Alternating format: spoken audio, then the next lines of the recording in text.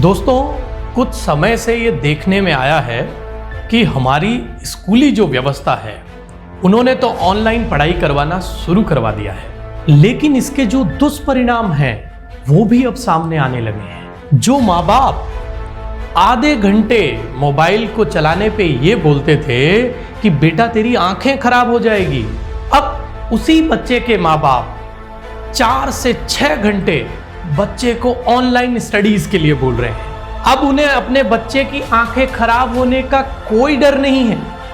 क्या विडंबना है। दैनिक भास्कर की ही रिपोर्ट देख लें। उस रिपोर्ट के अनुसार ऑनलाइन स्टडीज की वजह से बच्चे शारीरिक रूप से, मानसिक रूप से कमजोर हो रहे हैं। जो फिजिकली वर्कआउट होना चाहिए था वो पूरी तरीके से बंद हो गया है।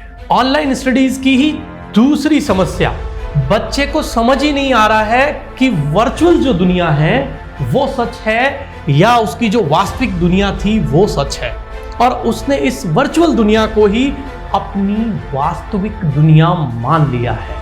तीसरा सबसे महत्वपूर्ण पहलू ऑनलाइन स्टडीज का, क्या बच्चा अध्यापक की वैल्यू कैसे करेगा।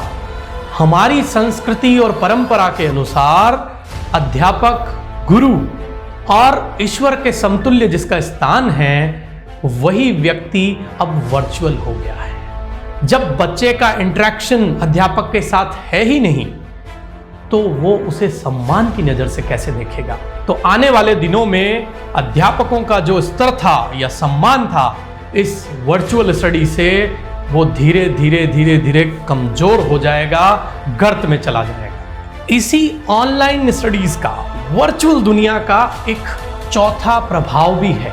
सिर्फ गुरुजन ही नहीं, माँ बाप के साथ भी उनका जो इंटरेक्शन है, उनके साथ जो व्यवहारिक जानकारी लेने का जो सिस्टम है वो कमजोर हो गया है। दोस्तों, मम्मी पापा 4-6 घंटे बेटा वर्चुअल पढ़ रहा है, उसके बाद मम्मी लगी है उसके साथ उस काम को पूरा कराने के लिए, और वो इस पूरे कार्य के बाद जिस थकान में आ रहे हैं, जिस अवसाद में आ रहे हैं वो ये है कि मैंने मेरे बेटे को पढ़ा दिया।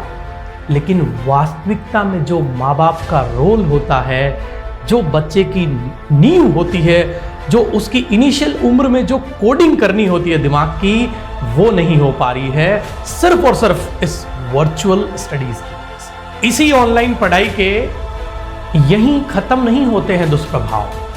5वां जो दुष्प्रभाव है वो है सोशल डिस्कनेक्शन। टीवी है बहुत सुंदर, लेकिन पीछे से तार कट गया। अब सोचिए क्या होगा, अंदर कोई प्रोग्राम नहीं चलेगा। हमारे बच्चे भी ऐसे ही बन रहे हैं। कलरफुल टीवी दिखेगी, अंदर खाली धारियों के अलावा कुछ नहीं चलेगा, क्योंकि जो सामाजिक सिस्टम की जो व्यवस्था है वो वर्चुअल दुनिया कतई नहीं मानती है। हमारे बच्चों से वो सामाजिक सिस्टम, सामाजिक ज्ञान पूरी तरीके से दूर हो जाएगा। माँ बाप का आखिर बच्चों की जिंदगी में रोल क्या है?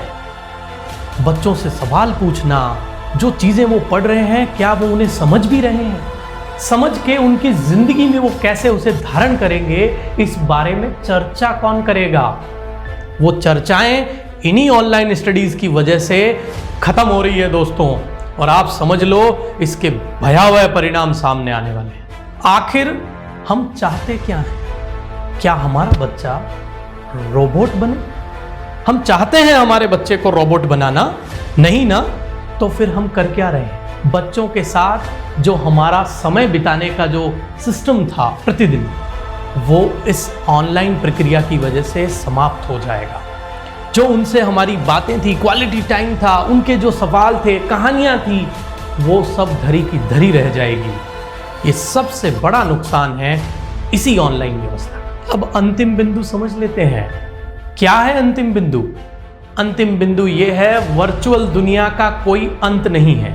आपका बच्चा इस ऐप से पढ़ रहे हैं, शर्मा जी का, वर्मा जी का बच्चा किस ऐप से पढ़ रहा है, मेरा बच्चा भी वो ऐप से पढ़े, और जो वर्चुअल कंपटीशन क्रिएट होगा वो समुद्र की तरह है जिसका कोई अंत नहीं है। एक बार अगर बच्चा उतर गया और आप खुद उतर गए तो फिर उसे वापस भी नहीं ला। तो हमें करना क्या है? बच्चों के साथ इंटरेक्शन बनाए रखना है, बच्चों के साथ जो हमारी वास्तविक भारतीय व्यवस्थाएं हैं उन्हें जिंदा रखना है।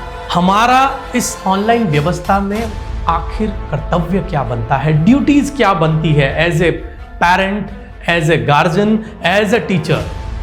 क्या बच्चा इस ऑनलाइन स्टडीज़ के ज़माने में 100% अपने डेटा का इस्तेमाल आखिर कहाँ कर रहा है?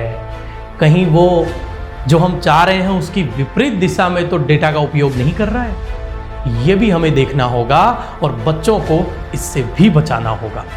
आखिर में जाते जाते एक बात आपसे मैं ज़रूर बताना चाहूँगा कि बच्चों को पढ़ाना हमारी जिम्मेदारी तो है, लेकिन उनके बचपन के साथ खिलवाड़ करना कतई ज़रूरी नहीं है और बच्चों को रोबोट बनाना बिल्कुल भी नहीं। इसका मोरल समझ में आया?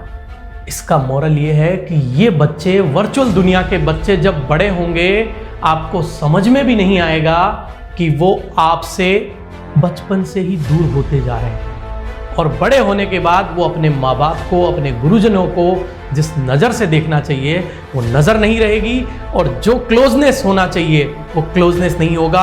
आपके बच्चे आपसे बहुत दूर जा चुके होंगे। उम्मीद है आपको आज की जो चर्चा है वो ज़रूर समझ में आई होगी और ऐसी ही चर्चाओं को समझने के लिए, जानने के लिए आपको हमारे चैनल को सब्सक्राइब करना है और हमारे से जुड़े रहना है।